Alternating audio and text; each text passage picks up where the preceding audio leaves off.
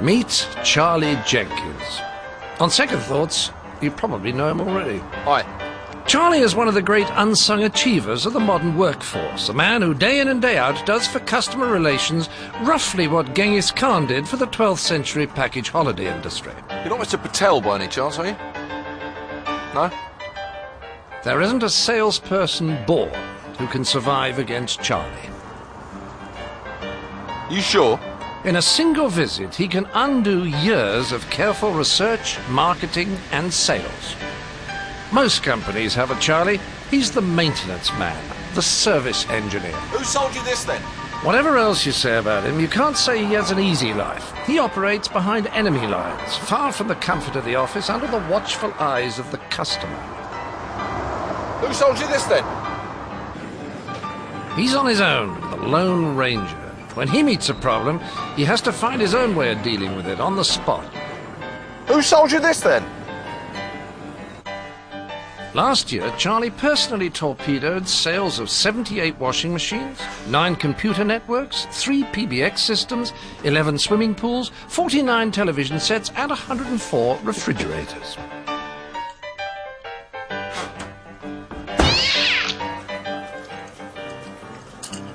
In addition, he lost his company 214 customers in perpetuity.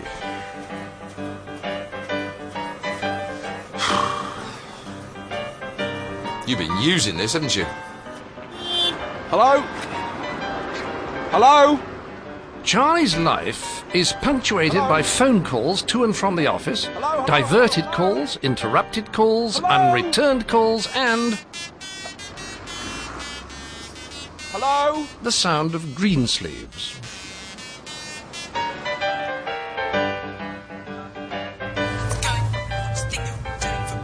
What do you mean? Half the time he gets his ear chewed off by people who need him and who can't get hold of him. Idiots, honestly, I'm fed up. The other half, he can't get hold of the people he needs when he wants them. Well, yeah, I'm here now. I'm standing here now. There's nothing here. Kenton Road, Harrow. You said Harrow Road, Kenton.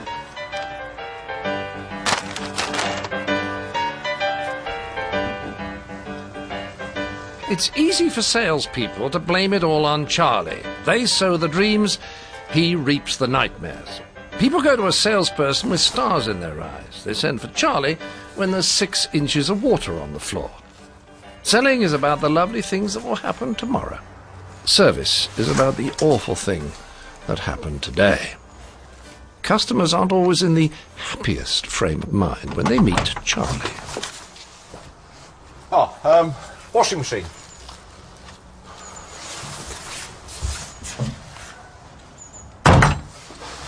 You took your time. When he started in this job, Charlie tried resisting the attack and standing up for the company. But if a man wants to keep his self-respect, there is a limit. Charlie reached his in average time, about 10 days. Ever since then, he's been deflecting the attack instead, and the product is the first target he deflects it onto. Carpet's ruined, rugs ruined, floor's a mess. Oh dear. We've only had it, what, 2 weeks, John? Oh dear, oh dear. What? Oh, never mind. What? Well, it's the new one, you see. Well, I say new, it's actually just a rebadged, bogged standard, bottom-of-the-range CF19. But with one crucial difference, apart from the extra cost, that is. You want to know what that difference is? It pumps bilge water out of the detergent tray? Exactly. See that? Yes, what about it? That ought to be round there where you can see it. So why isn't it? Shall I tell you? Yes! Because they can't get it in the box when they're packing it, that's why. I mean, I ask you, next to the outflow, you could lose a finger in there. Got any kids in the house?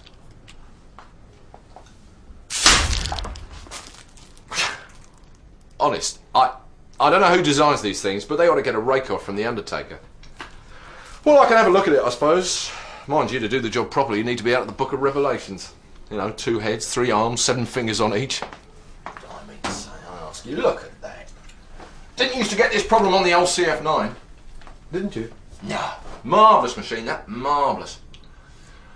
Of course, they stopped making it now. Lasted too long. Still, it's a nice colour, if you like that sort of thing. What? Can you do anything? Well, I could fix it, I suppose. That's if I can get the parts. Mind you, in a couple of weeks. Still, you know, you might be lucky. So the first thing Charlie does is blame the product. Next, he moves on to the customer. What have you been doing to this? Nothing. It just started to sort of... Maybe give a spotter bother these if you look after them.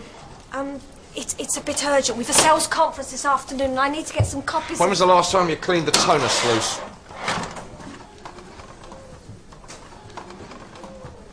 Book. What?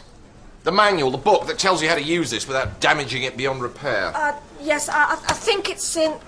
No, hold on. It might be in the, Well, while you're looking for it, save us both some time. What exactly happened? Well, it just started to make a noise. Yeah, you didn't think to press the cancel button. What sort of noise? Well, a peculiar noise. Well, I don't want to appear morbidly curious, but what sort of peculiar noise? Sort of scraping. What, a grating, or a crunching, or a high-pitched squeaking, or a harsh metallic scratching, or a hollow, full-throated tack-a-tack-a-tack-a-tack-a-tack? No, it was more of a, Yes? Tock. Speak up. Tock. Well, just the two. Tock. No. Well, go on, then. Tock. Dear, oh dear. And how long did you leave it running while it was making this tock noise? Oh, well, about 5 minutes, and then I went over to... You're joking! No? Well, if you don't like the thing, you can always hit it with a sledgehammer. I mean, be fair, it's only built to be used. Do you think there's any chance we can get it done by 2? Well, there might have been if you called me straight away. It's going to be 4 now. 4? Yeah. I think I better go and warn Mr. McCracken. I think you better have. That's the second technique, blame the customer. And when he's done for the customer, Charlie's got another favourite victim, the organisation, head office, them. And meanwhile, the whole network stays shut down. Yeah, basically. I mean, I'll get onto them, but it's going to be a couple of, well, wouldn't like to put a figure on it, but I'll get onto them and do the best I can, see if we can't sort something out for you. Yeah, hello. Can you put me through to Mehmet, please? Mehmet. Oh, I see. Well, give me Janine, then. Janine. What? Well, it's only half... Oh, all right, then. What about Georgina? Georgina. No, the other one. Georgina, hi, it's Charlie here. Listen, have you got a... Charlie. No, the other one. Yeah, listen, have you got 100 base T for an AUI transceiver? No. Whoa, no, not a 10 base, 100 base. 100 base T for an AUI transceiver. Well, this must only be, what, the 4th time this week? And you still haven't got one? Oh. Well, how's that, then? All right, so how do you expect me to set about fixing this thing? Well, that's just it. You don't expect me to, do you? Well, I know, Georgina. Yeah, I know. Oh, well, at least twice, yeah. I know. All right, then, we'll leave it with me, and I'll do what I can. She's not going to be that happy about it, to be honest, but I'll do my best, all right? As usual. Yeah, well, sorry about this, but basically what's happened is that since the merger, you know, it's been an absolute madhouse back there. We've got managers who can't manage, accountants who can't count. If you need something, you can't afford it, and if you can afford it, you don't need it. But even so, I'll do the best I can. It's Miss Chappell, isn't it? Yes.